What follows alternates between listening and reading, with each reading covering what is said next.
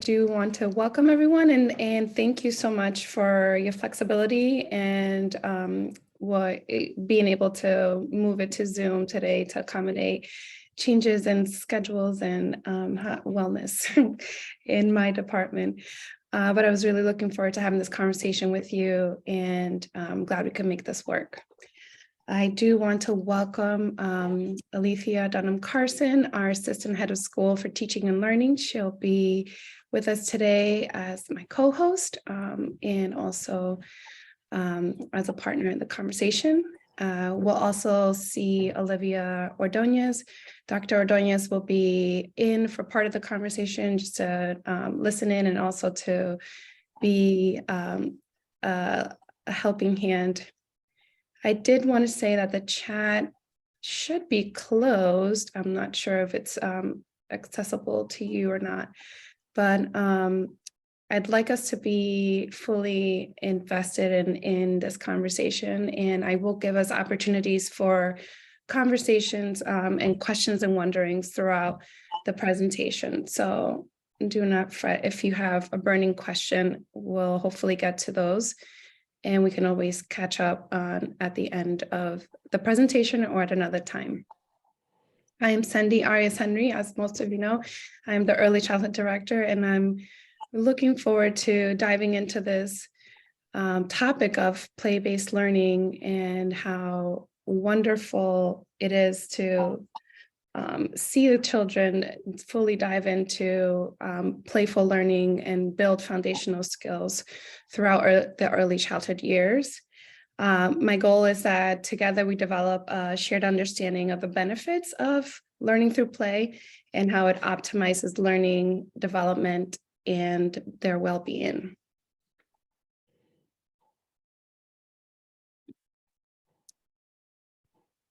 I really like this quote from Fred Rogers. It says, "Play is often talked about as if it were a serious relief from learning, but for children, play is serious learning. Play is really the work of childhood."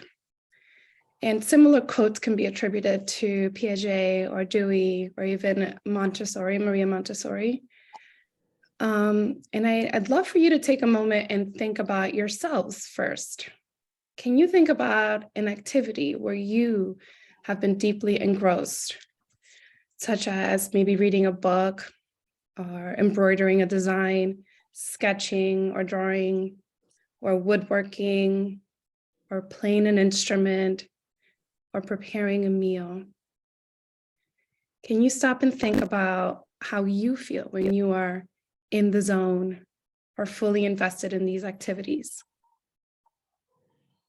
Or perhaps can you think about a time when you observed a loved one deeply engrossed in an activity that they enjoy, like a passion project? What did they look like? What did they sound like?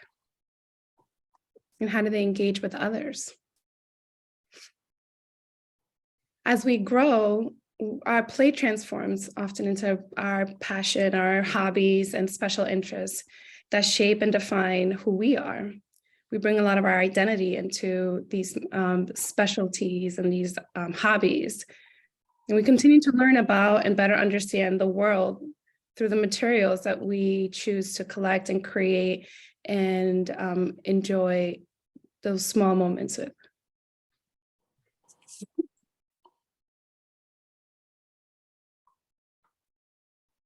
The play-based learning at Gordon School is deeply rooted in the mission and the progressive philosophy of our school. Right in the mission, you can see that we strive to inspire joyful learning, to encourage intellectual leadership, and foster empathic spirit. All of this happens from nursery all the way through 8th grade. And in the early childhood division, in the early years, a lot of this happens through play-based learning. Children also bring a lot to the conversation and into the instructional design. They come with deep interests and information that they're passionate about that really inspires teachers to build curriculum that helps them become invested in their learning and play with each other.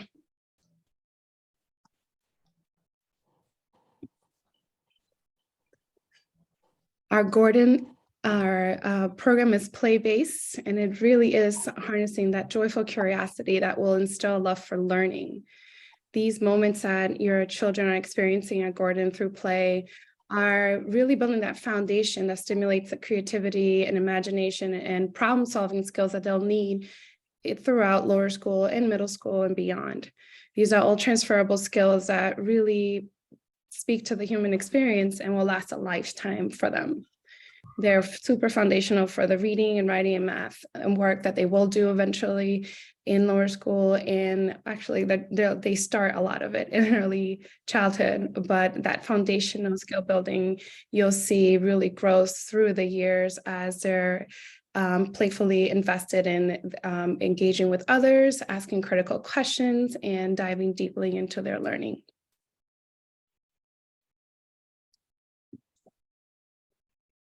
Throughout the presentation, you'll see a lot of images of our students deeply enjoying the learning that is in front of them and engaging in conversations and playful learning with their friends. During these early years, children's brains are making substantial cognitive gains. There's a lot of research that really highlights the benefits of play-based learning. We'll highlight a couple of the top researches that I ran across. They really, children at this age are making sense of their environment and they're learning through play. They're investigating, they're experiencing through their senses, they're building the vocabulary skills and language skills. They are demonstrating, interest in exploring ways in many different ways with their materials and friends that they're making, and truly are in making connections and deep meaning of the learning in front of them.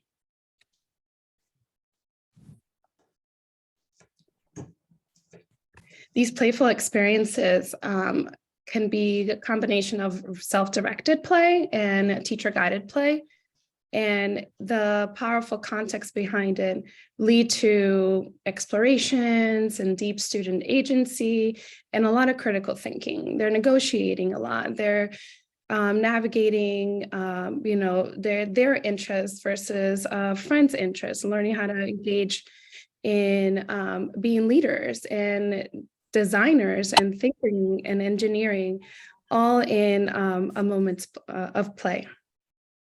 And all through different materials, as you can see here, it looks different in a nursery classroom to just stick your hand in the sand and explore and see how it flows through the funnels and how the bugs suddenly disappear in the sand. And then as you see the preschoolers engaging both inside and outside play, they're engaging with the material in different ways.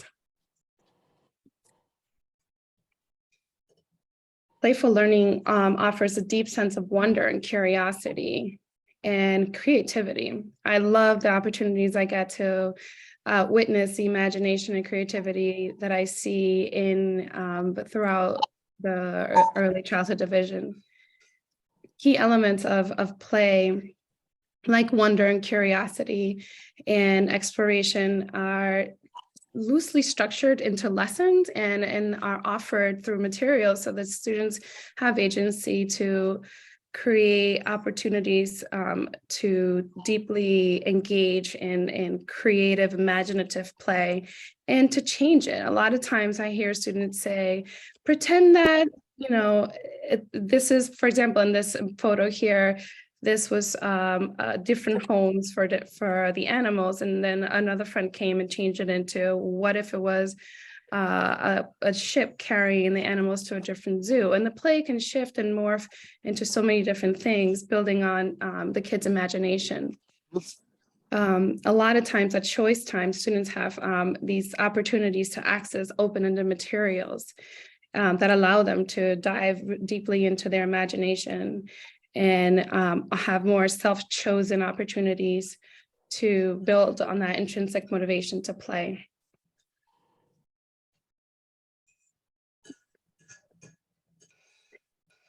As we consider play at these ages, it's important to note the different types of stages of play that children experience from the early years through the years that we see in our division, like 5+.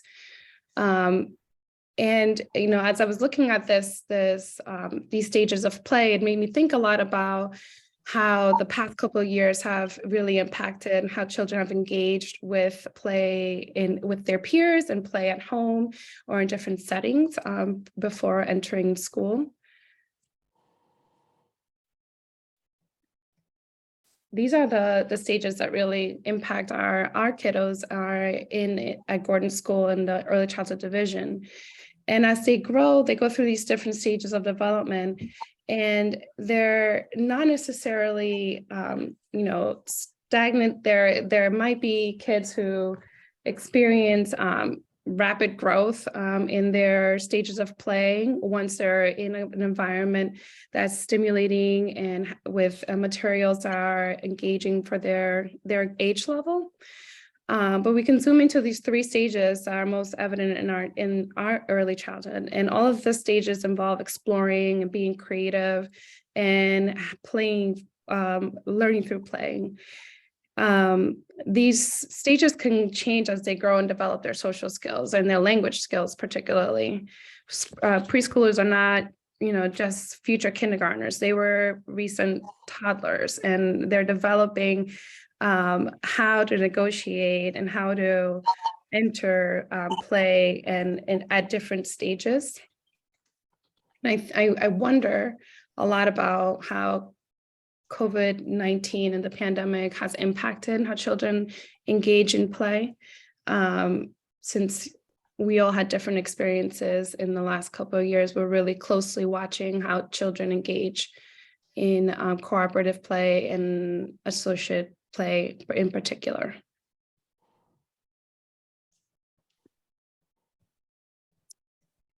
We're going to look at play through 3 different lenses today.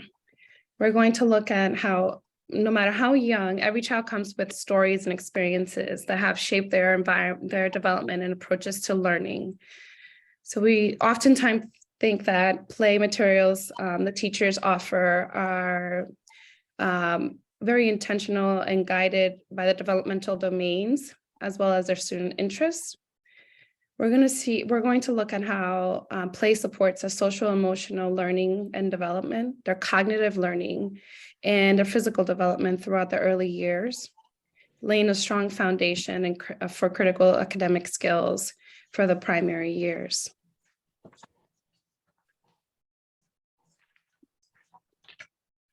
One important aspect of playful learning is relationship building and building cooperation skills among the students. As their vocabulary increases during these early years, we hope to see students' verbal communications improve throughout, like week by week. We've already seen such gains in many students, and it's just November. They're beginning to better identify their own emotions and the emotions of others as they negotiate and ask for things or share and learn to handle those unexpected moments.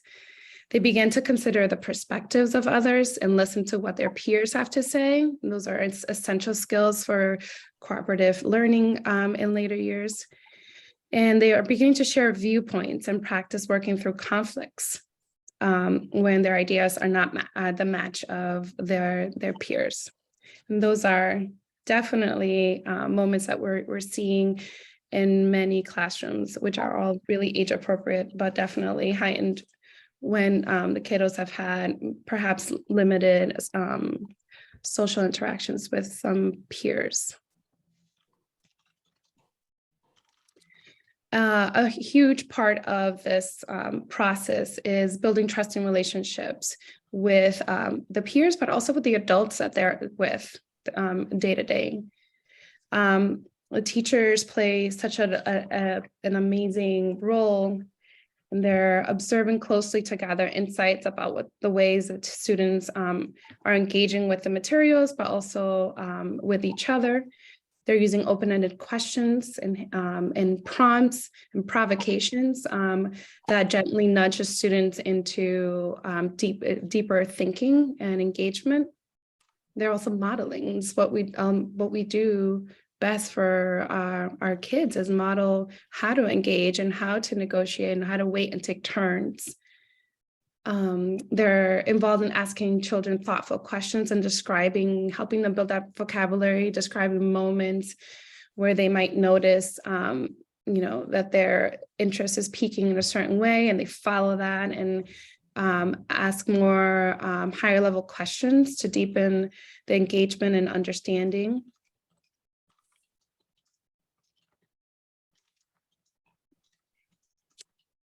As I was doing some research, I came across this continuum of playful learning, and I found it really interesting because it kind of highlights the tenets of play and the impact of how child-led and adult scaffolded and adult design and scaffolded play looks and what it does for the learning experience of the child. Bringing together these different spheres of a children's life, like the home or school or community or the wider circle, is an important connection to how children experience playful learning moments at school and beyond, and across different situations.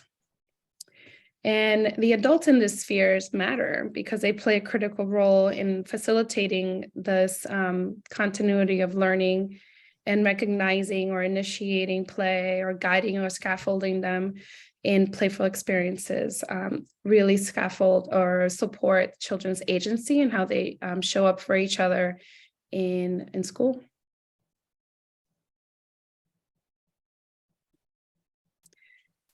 A big aspect of learning through play is having those opportunities to select play, self-select play.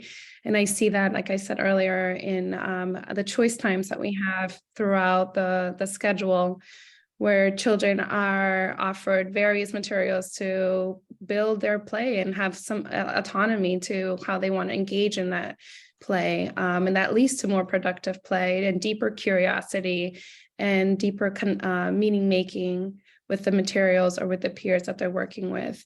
You can see the foundation of like mathematical concepts and engineering and problem solving that show up in these unstructured, self-selected playful moments.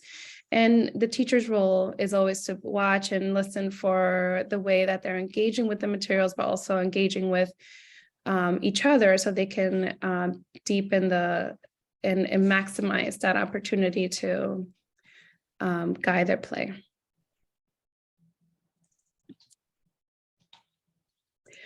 I absolutely love this aspect of playful learning, which is just that creative expression opportunity. Whether it's self-directed or guided through the teacher, it's so neat to see the students' identities really blossom and show up in these creative expressions. And you can see their deep interest and their background knowledge really show. And the way that they model for each other too is incredible at this age, especially through their visual arts or music and movement.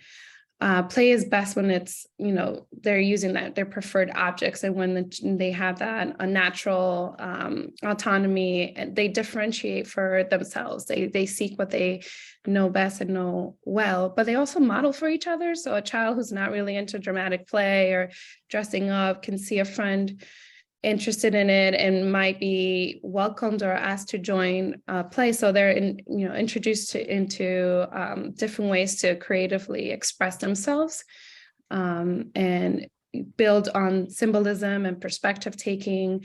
So their learning deepens even more.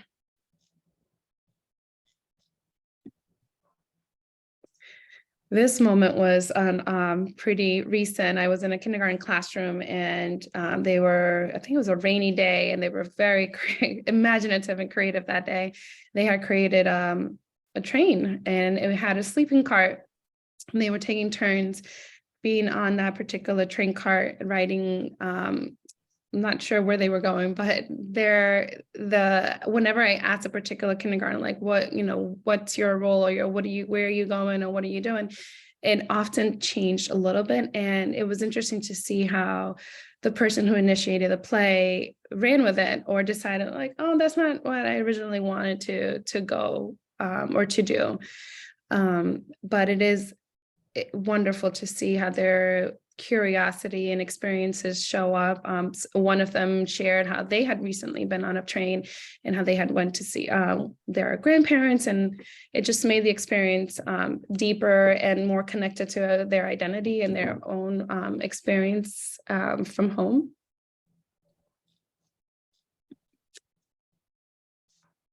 Play also offers more possibilities to imagine new uses and possibilities for their creative play.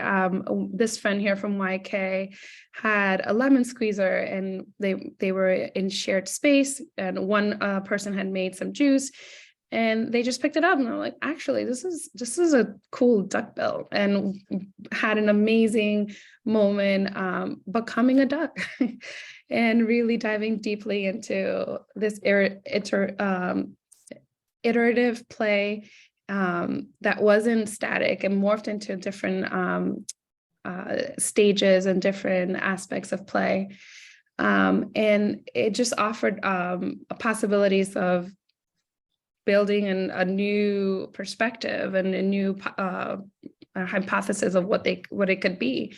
These young nursery friends were enjoying creating a secret soup here with lots of sand and leaves. And every time they went out, this was early in September, every time they went out, they created a different recipe until it didn't become a recipe, it was a volcano. So the opportunities for playing with these materials and imagining new possibilities are bountiful and essential at this early stage.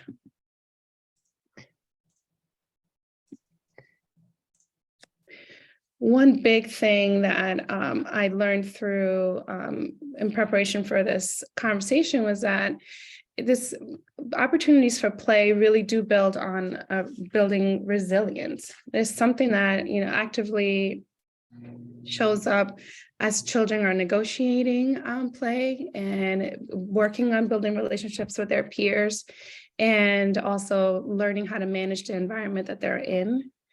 At Harvard, they have a Center for the Developing Child, and they do a lot of extensive research, particularly on play and how it impacts learning throughout all the early years.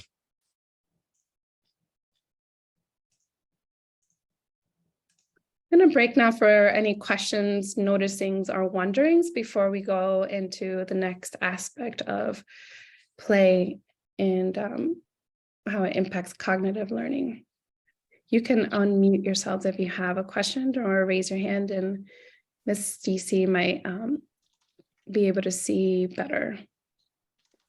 This is Marissa Velez. I just want to say thank you so much for this. I have to jump off, unfortunately, but really appreciate the opportunity to have this presentation, and I'll try to catch the rest of the recording. Thank you again. Thank you, Marissa. Thank you, Marissa. One of the things that I was appreciating about what Cindy's sharing, and I apologize if you all hear the heat in the background, is just how this play work is connected to the ways that we think about multicultural education for early childhood, right? So Cindy's talking about students bringing through play, right? It's a way of expressing and communicating their world to other students, right? They can see purposes in inanimate objects that are either functional in their world or can become a representation of their world. It's a way that students can share their stories with their classmates in ways that are like less structured and more organic to who they are developmentally. And so it's really exciting to think about the fact that we give students this room to create this play with each other as a way of, it's really the stepping stones of building like cross identity relationships, right? Because to invite someone into play, you have to tell them who you are and what you value, and you have to get to know them, and you've got to negotiate that. And so it's really exciting to think about our youngest learners at Gordon having this opportunity to do that work with each other in ways that are really developmentally appropriate. So thanks for making that point, Sen. Absolutely. Thank you for expanding on it so beautifully. I think it's so powerful to hear the kids even just talk about their families and who's in their family and learning how to pretend play along the variations that show up in their cohort. And it is a lot of identity development, and what the teacher's role is important in that too, and how they bring their identity safe lens and multicultural practice into designing opportunities for learning and the materials they bring into the classroom as well. My kiddos are coming back from recess, but thank you so much. And I can't wait to watch the rest of the recording too. Thank So- you, Ms. Pizzarelli. I appreciate you being here. Bye. Okay. I think we'll go on. There are other opportunities for questions down the line. All right, let's talk about how play supports cognitive and learning and development in the early years and beyond. So there are lots of debates about play and content learning and which one's better, and is this taking time away from academic time? And play and content learning are not necessarily mutually exclusive. When given time and space and the right supports, materials to explore, children can be really deeply invested in building those cognitive connections and critical thinking skills necessary to bring them into the primary school years. They will, seek opportunities to advance their content knowledge. They are actively engaging in conversations and modeling for each other through literacy and math and early science concepts throughout the various activities that their teachers present. And I know in kindergarten, the integrated learning time is a neat opportunity to dive into more academic foundational literacy skills and phonetic skills through play. And you'll see some examples of that in these photographs. And even as young as our preschoolers, in that self-directed play, through asking those deep and bigger questions, you learn a lot about how the child is seeing the materials and what their plan was for learning, and how they were able to engage in pattern making and thinking about quantity and comparing and contrasting.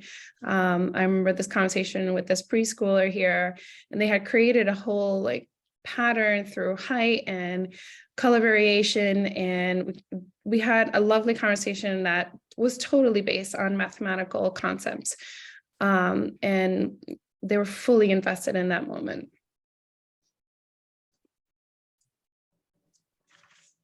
Teachers can intentionally set the stage for these moments, especially for literacy learning, by giving children a variety of ways to engage and express themselves and what they know. They do this through experiences with writing and painting, or building through manipulatives in the classroom. And all of these materials make the learning more concrete and accessible for different types of learners, and offer differentiation opportunities as well. You see here 2 different classrooms, one working on lively letters, the other one doing more of that numerical, number sense and understanding quantity, and all through play. And working alongside a peer is also an important component here, so they can compare what their background knowledge is and build on what they already know, and model for each other as well.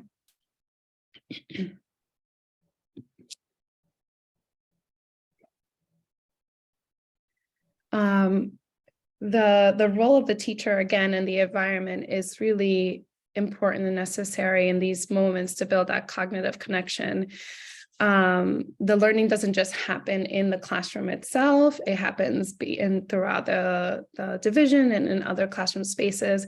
But even in opportunities, I remember this moment with nursery friends going on a shape hunt. They stepped into my office, and the teacher was redefining what that playful experience could look like, and we used varying degrees of materials and the environment around them to maximize the children's interests and also how they were deeply engaging in the activity.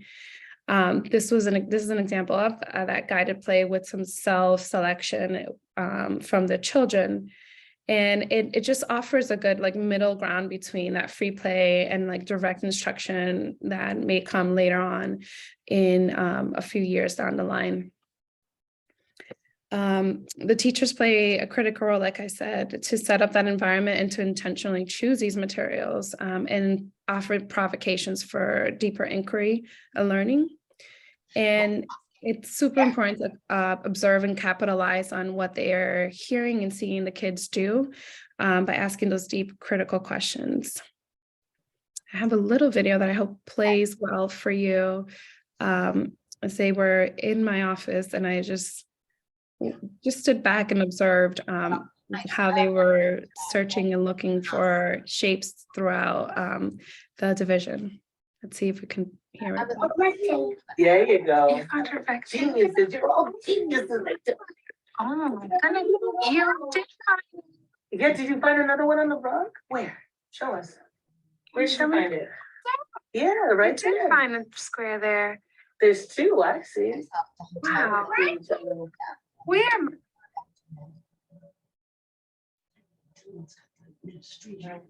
I see the shape that you see. You know, it reminds me of I can.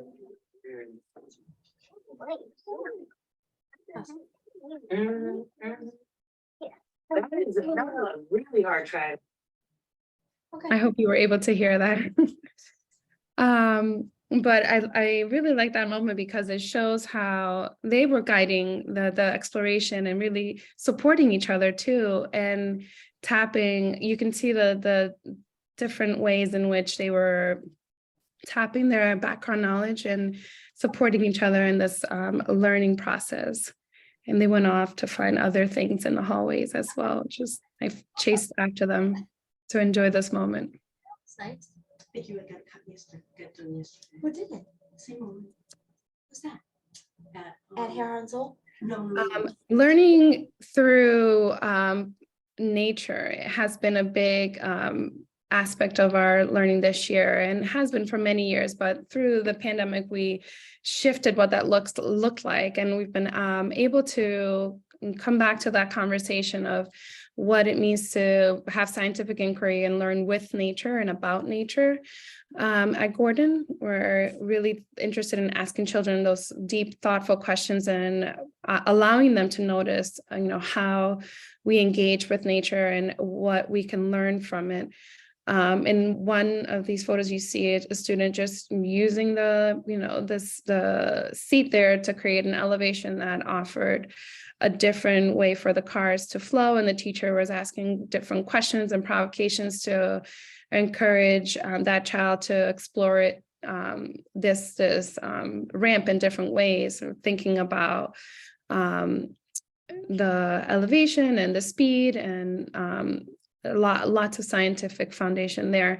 And also just being outside and being with nature, and really opens up opportunities for deeper inquiry and physicality too. We'll learn that in just a bit.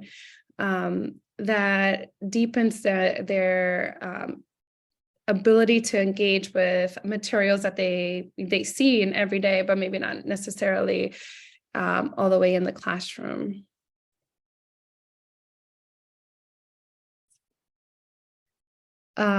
Exploring with nature awakens their enjoyment and appreciation for the natural world, of course, but it also really supports their emotional development and their ability to engage with each other outside in different ways, and through creative play as well. These friends here were pretending they were in a cave and really were engrossed in pretending they were different animals in a cave hiding from someone.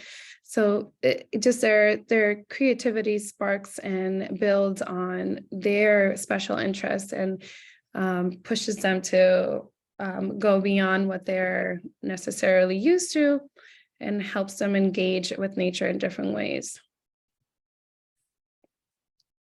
This being outside as well offers an opportunity to build on that social emotional skill building, including like problem solving and taking turns and using materials that aren't like 20 of, they're taking turns to all fit in that little nook that they created there, and that creates opportunities for negotiation and just self-control and regulation as well. Are there any questions about playful learning and how it builds cognitive development through the early years? I have a question that's not about the early years, so feel free to tell me it's not the right question at the right time. And apologies for being off camera. I'm about to drive. My question is, when does it end? Like, when is it in the research, like, not as important? I'm coming from an arts education background and just feel like play is actually important for a really long time. And so, yeah, just curious, like, your thoughts about that generally and specifically at Gordon. Well, I can speak into like the lower school years a bit, since I spent a long time in that division and in those years. I know that it was a big part of our practice to include opportunities for playful learning in lower school. I think it definitely feels different, and that's probably the beauty of being in an N through 8 school, that we do give children an opportunity to enjoy their childhood and be playful and engage in deep critical thinking, but still have that sense of wonder and curiosity that we hope children still hold on to through that N through 8 experience. I don't know if Dr. Ordonez wants to expand on that, or this DC, but I don't think there's an ending point necessarily to this process. I second that. Oh, sorry, Miss DC. I was tell you. Go ahead. Oh, I was going to say, students through 8th grade have recess at Gordon because we believe that play is important throughout the developmental span of childhood. And so I would agree that while you're making those sort of foundational gains in early childhood, you will see benefits from play throughout your life. Yeah, and I would echo that. For us, we're thinking about both the unstructured play, so that often happens at recess or in social gatherings, and then we're also thinking about the academic play, which I know can sound oxymoronic, but is really essential to how we think about educating students who are no older than 14 at our school. So that could look like role playing in the classroom. That could look like centers. Like, how do you get at these skills? And the needs for the students change developmentally as they get older, and the need for direct instruction does increase as we're trying to manage the number of skills that we're trying to offer them. But this is really the foundation for how they're able to build negotiation skills, how they're able to build empathy, listening skills, self-awareness, and self-esteem as students. And so it's really important that we can incorporate it through their entire time at Gordon. And so I think as a progressive school, the question we continue to ask ourselves are, as we balance the various kind of needs and constraints, Gordon students do have to go to other schools after they leave here. And while that's not our primary concern, we need to make sure that they are prepared for that transition.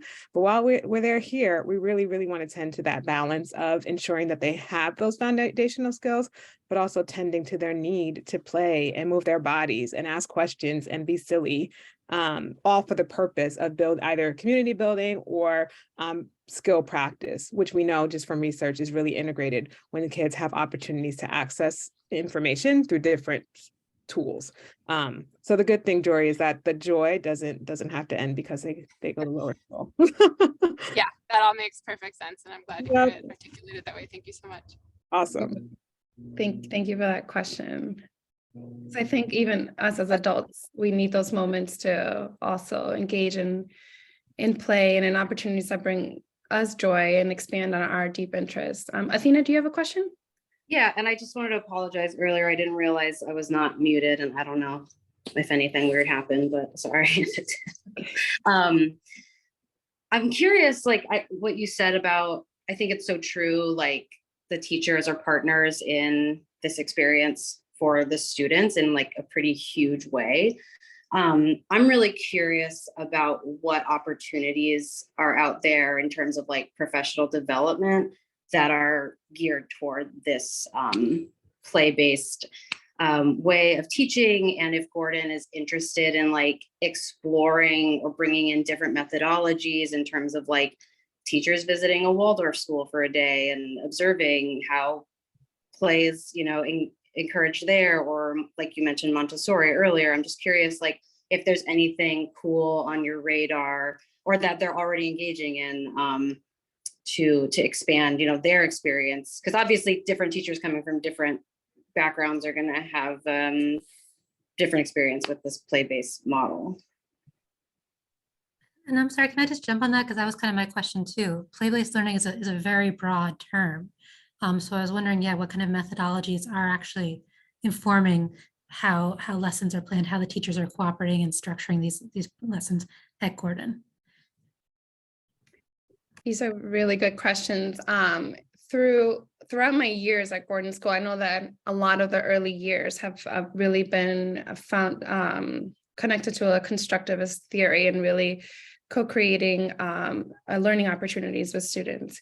And so I don't think that we're centered necessarily in one theory and like just Montessori or just Reggio or just Waldorf, but we are pulling from different theories to create opportunities that really connect to students' identities, their world, and what we're aspiring to do at Gordon School through our multicultural practice curriculum. This year is an opportunity to learn more. I mean, we're now able to visit schools. We're now able to go to conferences. We're now able to do experiences beyond like being on Zoom. So teachers have been taking webinars, and a few are going to conferences this year. So we're really hoping that we could like go back and revisit and create that shared language and a foundation for all the educators in EC. Because it is important to have that foundational understanding so that when we're creating these opportunities for our learners, we are leaning on research and leaning on best practices and developmentally appropriate practices for this age group. And I'll echo that it's been wonderful to see Cindy's transition in this role, both as a person who has had a decade plus experience of teaching like the later end of early childhood, so having a sense of where the trajectory goes, but certainly in the first couple of months of school, having the focus on professional development. So first of all, it's just kind of like resettling into the needs of school after a couple of years of COVID, and kind of being mindful about what is data telling us anecdotally and just research wise about what students need right now, given the realities developmentally of 3 to 6 year olds, but also, as Cindy said at the beginning, students who really did have impacted social opportunities the last couple of years. And so she spent a lot of time building language around that for the division, as well as recently having a professional development opportunity in a meeting about how to take constructivist ed outdoors, right? So how to use outdoors for both unstructured play and more structured lessons. And I think recently we've had some teachers who have signed up to go to Constructivist Professional Development Conference that's offered by the Association of Independent Schools in New England, also known as ASNE. So it's been really exciting to think about that sort of the opportunity to prioritize that sort of learning, because those opportunities haven't been available to us in the last couple of years, as we've really had to prioritize internally just wellness, physical wellness regarding COVID. So it's been exciting to really be thinking and having the bandwidth to prioritize learning from others again.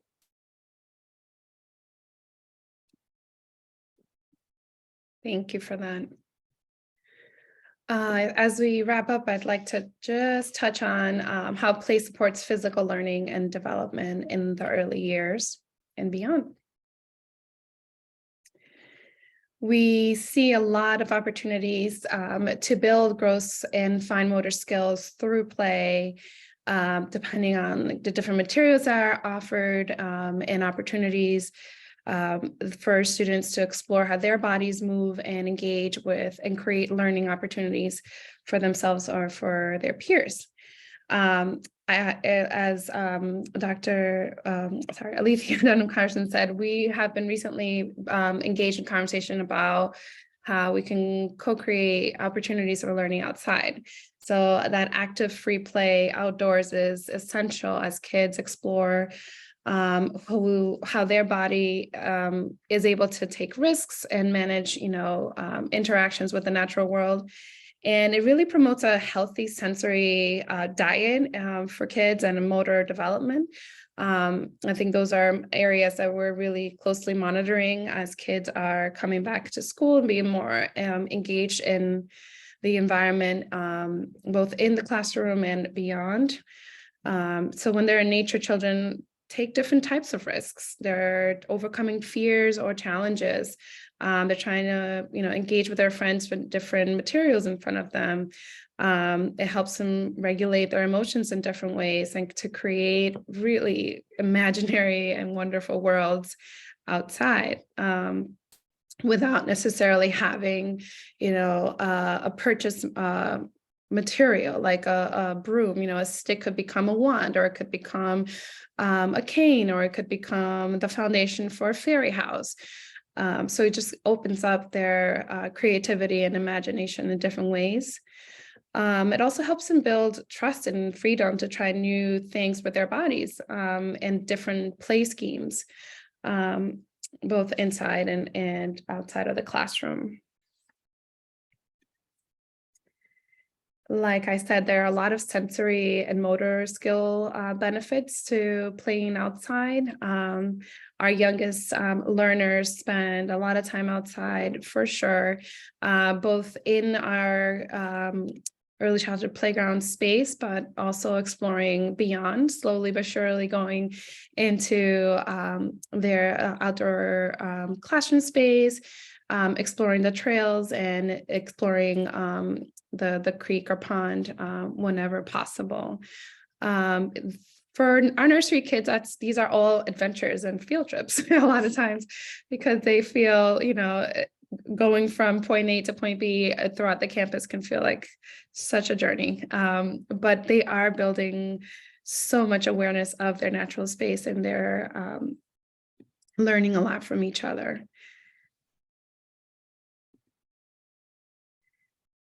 Through these, that gross motor and fine motor development, children are learning to master the environment and really think about like, ooh, what works for me and how am I feeling with taking a risk, or managing how their body is responding through their senses and how they're self-regulating. This pumpkin activity, I've done it in second grade, and even in second grade, you see kids engaging with it in such different ways. Like they may not want to there are some that don't want to put their entire hand in there and find the seeds and scoop them out. And there's some that are willing to put, if we let them put their whole head in there and try to scoop them out.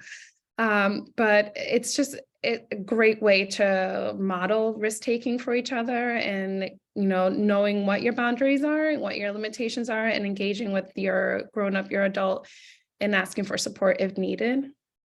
And you can see when children are feeling safe in the environment, that they're willing to go the extra step and make deeper connections and engage with the learning in deeper ways.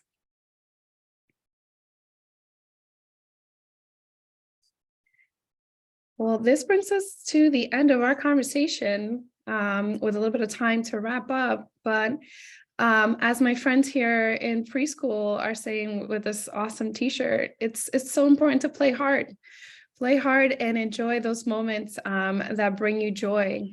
Play is the work of the child, and play is the work of what we do in early childhood at Gordon School, and it's a deeply meaningful experience.